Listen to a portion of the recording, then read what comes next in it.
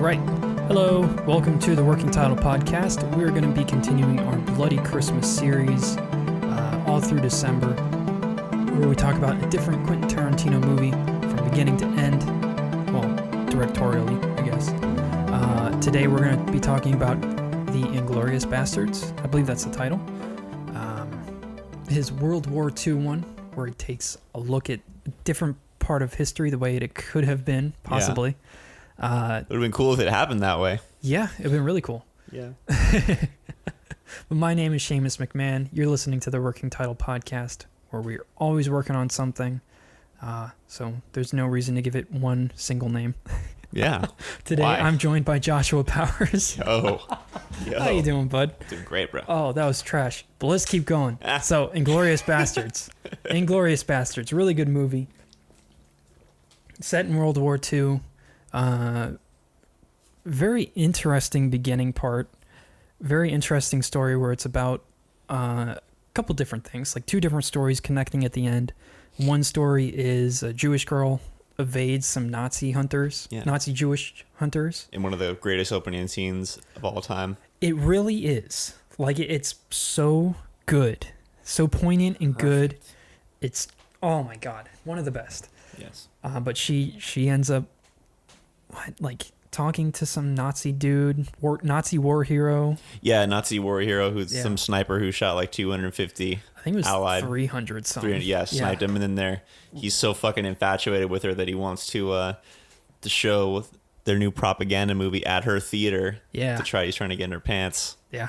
And then Hitler shows up, so she decides to burn the place down. Fucking devises a gorgeous plan to burn Hitler and all of his inner circle in a movie theater, which is just... it's brilliant. I love the really good idea. Brilliance of, Hitler burned all the Jews, so, I mean, it should be naturally cool if Hitler burned as well. Yeah. Yeah, but at the same time, there's like a U.S. team, I guess, U.S. Army team, led by Brad Pitt, who plays... who fucking crushes. Oh, what's his name? Aldo Raines? Aldo Raines? I think so. I'm sure. Captain Aldo Raines, Commander Aldo Raines, or something like that. He's got he has one of the best accents I think I've ever heard in these movies. Aldo the Apache Rain. That's it. Yes. Yeah. Where he's got like this weird Southern accent. It's so good. I can't do it. Yeah. It's like Nazis. Nazis. Yeah. Killing Nazis. Yeah. Yeah, dude, that's pretty good though. The way you. Thank you.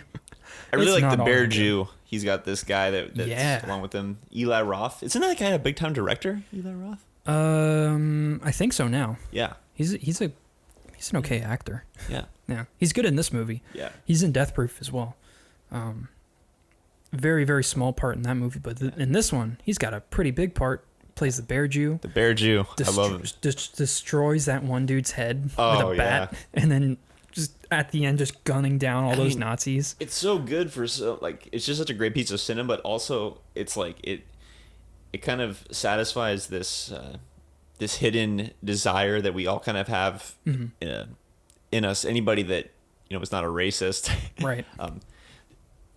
It's kind of like the satisfaction of like, oh man, we know what Hitler did, and it sucks that he didn't get to pay a price for all the bullshit and all the damage that he caused to so many people and to the world at large. That it's kind of just like a nice little revenge that you get to get to live vicariously through.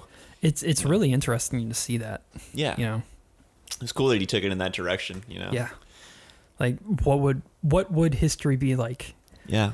And that is actually kind of the way that his movies work too. Is like, what if this happened? Yeah. And then he's just run with it, like from the beginning. You took a lot of creative liberty on this one. Yeah, a lot. But like in Pulp Fiction, it's like, what if Hitler died? This would have happened, Yeah. Like society would have continued a little bit further to like maybe in the 70s, they'd have a little bit of a more technological advancements, I guess. Yeah. Like security cameras in a house with an entire room, like in Pulp Fiction. And I don't know. Without Hitler, do you think we would have the A-bomb? Without? Yeah. I'm not sure if they were working on the A-bomb. No, not at that point. I don't think so. I think it was afterwards. Yeah. We probably would have had it, but maybe in the 50s, maybe a little bit later. Yeah. Certainly the Hitler's evil regime of evil assholes caused the U.S. to put all hands on deck to develop those nukes. But yeah, a little bit interesting. What would have happened if, ironically, Hitler was burned like he burned so many poor people? Right. You know? Yeah. So it's kind of satisfying to see him get burned at the end. You know, I'm not really like a violent person. I don't really enjoy like, you know, engaging in evil revenge fantasies, but it's kind of satisfying just to see that, because, you know, he's one of the ultimate evil beings. Yeah. And that's like a huge thing in this movie, where Tarantino kind of like, a lot of his movies have a lot of ultra violence. Like they're very, very violent at parts, and then not so violent at different parts. Mm-hmm. And he finds a way to balance it. But in this movie, they're cutting people's heads off and scalping them, and like cutting swastikas into their foreheads. I like that touch. It's such a good touch, because it's like he asks, Brad Pitt's character asks the question of like, when the war is over, are you going to take that coat off? And that was a real question back then. Where like, once the war's over and you've won or you've lost, are you going to take the coat off? Are you going to continue to think the way that you do now? Yeah. Or are you going to change? Are you going to go back to being normal? Yeah. It's like, well, you've made the choice for yourself by being a part of the Nazi party. So now you have to live with that forever. You know, the swastika in your goddamn forehead. Yeah. I wonder how, like, what percentage. It's like branding people, you know. It's one thing to be branded. It's another thing to be branded on your fucking forehead with a swastika. Yeah, I guess so. I wonder if there was actually anybody that ever did that during the war. I don't know. I hope so. Probably. I really hope so. I mean, I wonder what percentage of Germans were actually on board and believed all of that. Yeah. Not a lot. So if I watched a video essay on there's a Nazi propaganda movie where it shows the parade that Hitler held for himself when the Nazi party was instated, and the Nazi army was only like 300 men. and you see in this video, in this movie that they made, like hordes and hordes of people that are lined up to hear Hitler speak. Yeah. And like, they just ended up shooting lines of like 10 by 3 people and just stacking them so it would look like there was just this immense army. Yeah. And that was all Hitler's like force was just this small amount of men. But then it became much bigger, obviously. Yeah, it became much bigger because he gained control of the military. Yeah. And then he had all these people to order around. If his fucking asshole art teacher would have just let him into fucking art school, none of this would have happened. He was a pretty goddamn good painter, okay? He was okay. I mean, you say he was okay, good. But I've seen some shit by him that was like, that's really not that great. Right. But then I've seen stuff where I was like, Hitler painted that? Mm-hmm. Get the fuck out of here. That's like really, I've seen some work by him that was like pretty exceptional. Mm-hmm. Fucking asshole art teacher, man. Didn't even know. Should have fucking let the guy into fucking art school so he could have just been a nice, quiet bohemian guy. Yeah. You know? Maybe sold some paintings and lived a quiet little life. Maybe. But instead, because he was a failed artist, he fucking had so much goddamn sexual frustration. Dude, he was nuts. He's a fucking crazy dude. How could somebody do that? Do all of the things that he did? Dude, he was so high all the time. He was fucking really high. He was high on meth. He was high on meth 24/7. Yeah, and you can see, like, I just been watching this World War II in Living Color, or not in Living Color, but in color, right? Which is on Netflix. Great, fucking. It's really good. Great perspectives. I've seen parts of it. Yeah, so good. He looks so high. Yeah, all the time. He was smoking meth to help with his. I don't know if he was smoking. I think he was getting it injected. Yeah, it was something like that. Yeah. But it was meth or heroin. And he's getting that too. Yeah, it was for his bipolar disorder or something like that. Like, he was nuts. Yeah, he was fucking really, he was a freak. I think honestly, that's the reason why towards the end of the war, I mean, there was a lot of times strategically where the Nazis probably could have prevailed, but like a lot of like really poor decisions were made, probably because Hitler was, he was blinded by his ideology and blinded by the reality. Yeah. Possibly because he was high on fucking all those drugs, you know? Oh, definitely. Probably not sleeping very well. No. Probably stressed out. And the drugs don't help that. That's for sure. Oh, yeah, definitely not. You know, if you're gonna run an elite army of so many moving parts to that, to run that right, you've got to kind of have a clear head. Right. You know. Yeah. Maybe at first you could make shit happen, but I mean, in a way though, that was the reason that the Nazis had early success, because they were giving their soldiers meth, and they were able. You know, usually in the past, you fought for one day and then you had to sleep, but when you're taking what they were taking.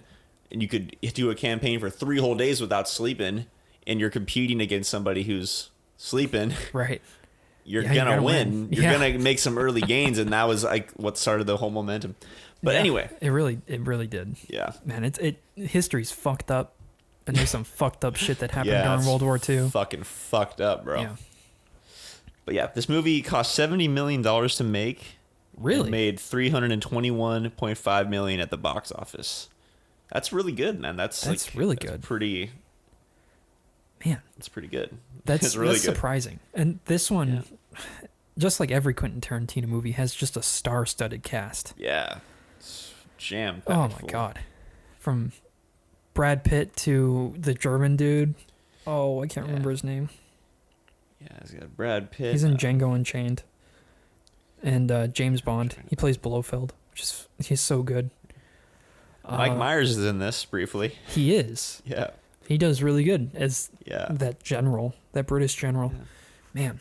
You know, it has a lot of actors in it where it's like if you look at him, you think, oh, I've seen this person in many things, but you wouldn't know their name. Like I'm looking at the cast right now, and it's I don't recognize a lot of these names, but you know, looking at them, you're like, I can kind of see. Yeah, who is it? I don't know. This movie's just so goddamn good. There's not a lot to say about it. It's terrible, bro. What are you talking about? Yeah, it's super straightforward. Yeah.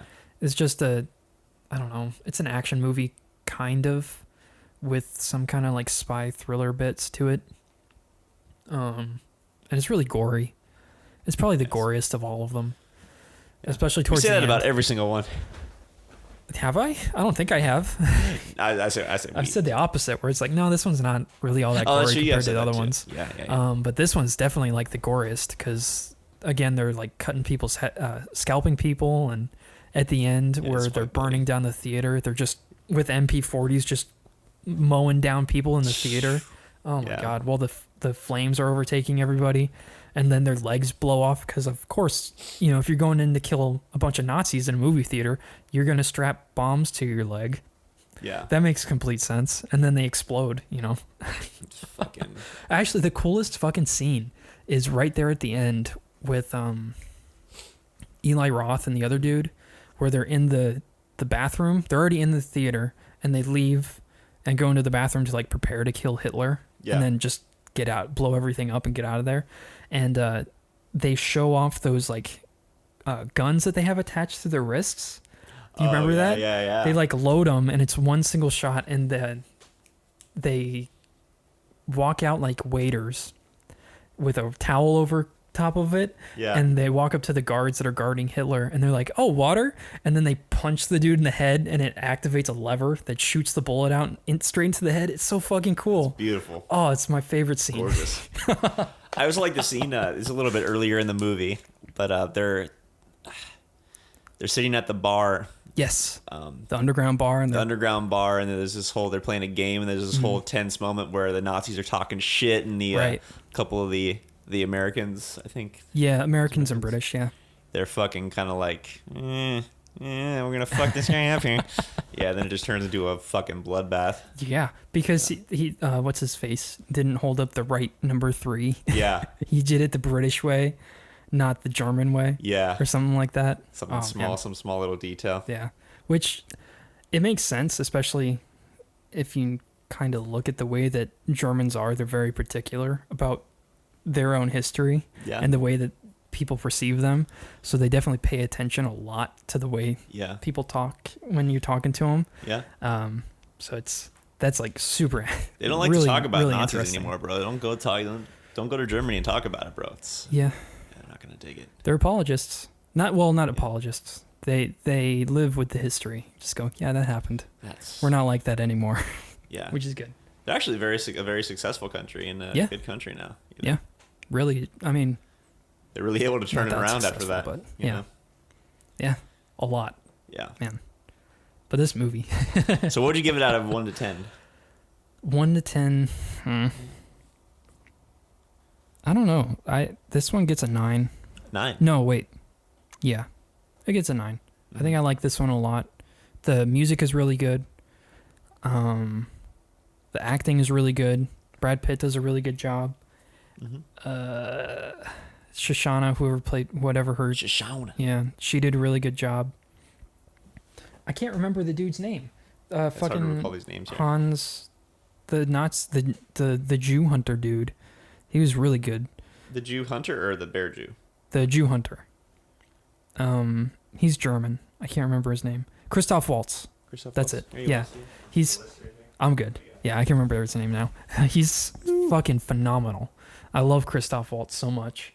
The set direction was really, really good. Super period accurate, as always, with Quentin Tarantino. Mm-hmm. I think there's like different parts where the story could have been a little bit better. Like really? Especially when developing the relationship between Shoshana and the Zoller character, the Nazi sniper. Oh, okay. I think it was very very quick. And they met, and then it was like, all right, and now you're. You know what? Now I you're agree there. with you there. Yeah. I do agree with you on that. Yeah, or it's like that seems very strange that all of a sudden, he's like, oh hey, I like movies. You like movies because you own this theater. Yeah. And now I'm gonna meet you in like they meet in a coffee shop. Yeah. And she tells him to basically fuck off. He's just kind of like, she's acting very aloof towards him, like showing no interest, but he's just so infatuated with her. Yeah. And then he just has SS like grab her and take her somewhere. It's like, this dude's going to show his movie at your theater. My move, he's going to show his movie about me at your theater. Yeah. So that like you get into me for some reason. Yeah. It's weird. I think that relationship could have been better. Yeah, I see what you're saying. That makes sense. Yeah, I would agree with you on that. I'd like more Hitler parts too. More Hitler parts. Yeah, I think whoever played Hitler in that movie, phenomenal. Yeah, yeah, he looks really, a lot like good. him. Yeah, just really good. Especially with that little stash. Yeah, little Hitler stash, bro. So, what did you think? What would you give it? 1 to 10? Oh shit, dude. 9.2, bro. 9.2? Yeah, I like it a lot. It's pretty good. It's one of my favorites. It's a damn good movie. Yeah. Another one that I waited a long time to see. People were telling me how great it was for years. I'm like, I'm just not ready for it yet. I don't know. Right. I don't want to watch it. Yeah. But then when I finally watched it, I was like, different movie. But it's very good. It's so good. It's very good. Really great. Yeah. So 9.2 and you give it a what? 9? I'll give it a solid 9. Okay, that works, bro. Yeah. So I like it. Thank you for listening to this episode of Working Title Podcast. We're going to be continuing our Bloody Christmas series all through the month of December until the end, until we get to the final movie. How many do we have left? 2 after this one? 2 or 3. Yeah, so we'll continue this. If you keep listening, you'll hear our reviews on a couple more movies. Right. So thank you for listening to this one. We'll catch you later. Goodbye. Later.